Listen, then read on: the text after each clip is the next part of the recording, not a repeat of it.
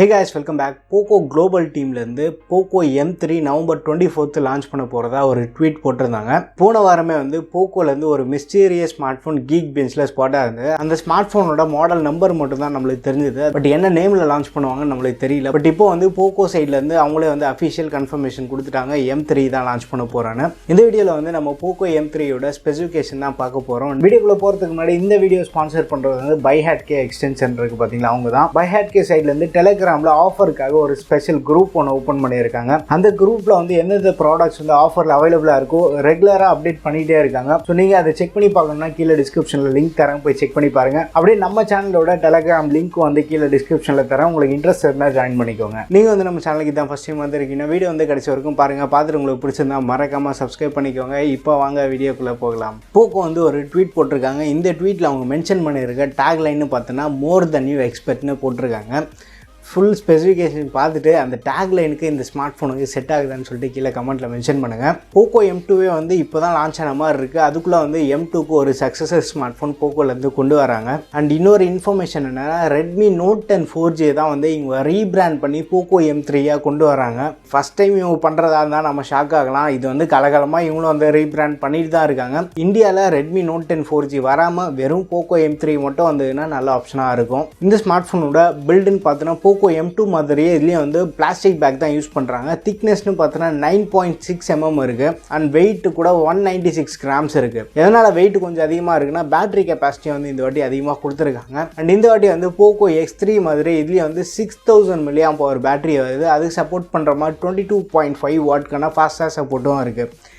And type சிக்கான board தான் use பண்ணியிருக்காங்க. Display விஷயத்துக்கு இவங்க 6.53 inch கொண்ட ஃபுல் HD+ டிஸ்பிளே யூஸ் பண்ணுறாங்க. அண்ட் நம்மளுக்கு கிடைச்சிருக்க லீக்ஸ் படி பார்த்தோன்னா சென்டர் பஞ்சோல் டிஸ்பிளேயோட இருக்கலான்னு வருது. And side mounted fingerprint sensor இருக்குது. போக்கோ M2 மாதிரியே இதுக்கும் ஒரு ஃபுல் HD பேனல் கொடுத்துருக்காங்க. டிஸ்பிளேல பெரிய அளவுக்கு காம்ப்ரமைஸ் இல்லாத மாதிரி தான் இருக்குது. பட் டிஸ்பிளேயோட டெக்னாலஜின்னு பார்த்தோன்னா இவங்க LCD டிஸ்பிளே தான் ப்ரிஃபர் பண்ணியிருக்காங்க. ஸ்டாண்டர்ட் 60 Hz ரெஃப்ரெஷ் ரேட் தான் இருக்குது. ஃபுல் HD ரெசல்யூஷன் இருக்கிறதுனால ஹை ரெஃப்ரெஷ் ரேட் இல்லைனா கூட நம்மளுக்கு பெருசாக வருத்தப்படுறதுக்கு எதுவும் இல்லை. அண்ட் கேமரா செட்டப்னு பார்த்தோன்னா பின்னாடி 48 MPக்கான மெயின் கேமரா இருக்கும்னு சொல்கிறாங்க.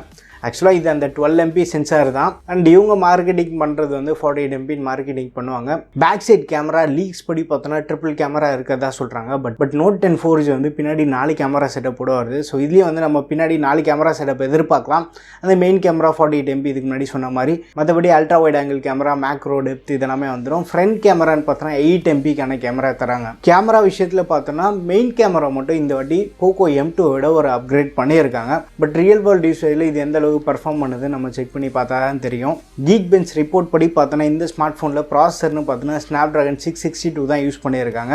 போக்கோ M2ல இருக்க G85 இதை யூஸ் பண்ணியிருக்க 662 கொஞ்சம் அண்டர் பவர் சிப்செட் தான் இது. geekbench ரிப்போர்ட்டில் நம்ம பார்த்தோன்னா 4GB RAM மென்ஷன் பண்ணியிருக்காங்க. இவங்க 6GB RAM கொண்டு வரதுக்கும் சான்ஸ் இருக்குது. பட் இந்த வாட்டி அப்கிரேட் அப்படின்னு சொல்லிட்டு டவுன் கிரேட் பண்ண மாதிரி தான் தெரியுது ப்ராசஸர் விஷயத்தில்.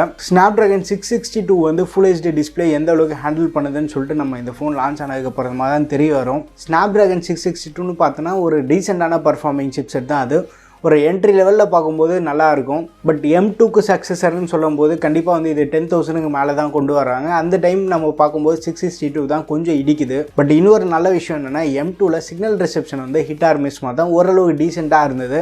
பட் இதில் நம்ம சிக்னல் ரிசெப்ஷன் கொஞ்சம் பெட்டராக எக்ஸ்பெக்ட் பண்ணலாம். ஏன்னா ஸ்னாப்ட்ராகனில் யூஸ் பண்ணியிருக்க மோடம் கொஞ்சம் பெட்டராக இருக்கும். இதனால நம்ம சிக்னல் ரிசெப்ஷன் இந்த ஸ்மார்ட் ஃபோனில் கொஞ்சம் பெட்டராக எக்ஸ்பெக்ட் பண்ணலாம். ஓவரால் நம்ம இந்த ஸ்பெக்ஸ் வச்சு பார்க்கும்போது அரௌண்ட் 10,000 இல்லை 10,000க்கு கம்மியாக இவங்க கொண்டு வந்தாங்கன்னா சூப்பராக இருக்கும். பட் 10,000க்கு மேலே கொண்டு போனாங்கன்னா நம்ம போக்கோ M2 சூஸ் பண்ணலாம். ப்ரைஸிங் தான் ஒரு இம்பார்ட்டன்ட் ஃபேக்டராக இருக்க போகுது இந்த ஸ்மார்ட் ஃபோனை டிசைட் பண்ணுறதுக்கு. ஸ்பெக்ஸ் வைஸ் பார்க்கும்போது போக்கோ M2லேருந்து இதுக்கு பார்த்தோன்னா கேமரா அண்ட் பேட்டரி கெப்பாசிட்டி ஒரு அப்கிரேட் பண்ணியிருக்காங்க. ஸோ 24th இவங்க குளோபலாக அனௌன்ஸ் பண்ணுறாங்க. இந்தியன் லான்ச் பற்றி இன்னும் நம்மளுக்கு டீட்டெயில்ஸ் எதுவுமே வரல. ஒன்ஸ் இந்தியன் லான்ச் டேட் நம்மளுக்கு தெரிஞ்சதுக்கு அப்புறமா நம்ம டெக் அப்டேட்டில் இது நான் உங்ககிட்ட அப்டேட் பண்ணுறேன். இப்போ நீங்கள் சொல்லுங்கள், மோர் தென் யூ எக்ஸ்பெக்ட் அப்படின்னு ஒரு டேக்லைன் இவங்க யூஸ் பண்ணியிருக்காங்க. அந்த டேக்லைனுக்கு இவங்க கொடுத்துருக்க ஸ்பெக்ஸ் மீட் ஆகுதான்னு. அண்ட் வீடியோ பிடிச்சிருந்தா லைக் பண்ணுங்கள். இன்னும் நம்ம சேனலுக்கு நீங்கள் சப்ஸ்கிரைப் பண்ணலன்னா மறக்காமல் சப்ஸ்கிரைப் பண்ணிக்கோங்க. அடுத்த ஒரு வீடியோவில் சந்திப்போம். பை.